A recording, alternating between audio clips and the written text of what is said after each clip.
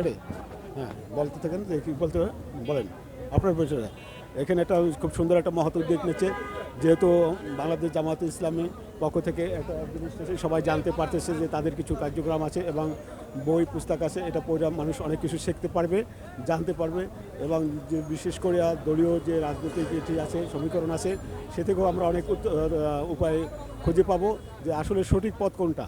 এই যে অনেক দলেই আমরা দেখছি, পৃথিবীতে অনেক দলে দেখছি, অনেক দল আসছে গেছে, কিন্তু আমরা সঠিক ধারণা এখন তাই পাই না। তা আমি আশা করি সাধারণত জনগণ যদি তারা এই সব বই পড়ে এবং জানে, তাহলে অনেক কিছু জানতে পারবে এবং তাদের যে মত আছে প্রকাশ করতে পারবে আসলে কোনটা সবচেয়ে সঠিক পথ, কোনটা সবচেয়ে ভালো রাজনৈতিক দিকে যাইতে পারে। আমি সবাইকে বিশেষভাবে অনুরোধ করব, বাংলাদেশ জামাত ইসলামী পক্ষ থেকে সবাইকে অনুরোধ করব যে তারা যেন এই একই ছায়ের তলে আসে এবং তাদেরকে দলকে নির্বাচিত করে এবং তারা যেন তাদের দলকে একটা পরিপূর্ণ দল হিসেবে গঠন করতে পারে, সেই সহযোগিতা করে।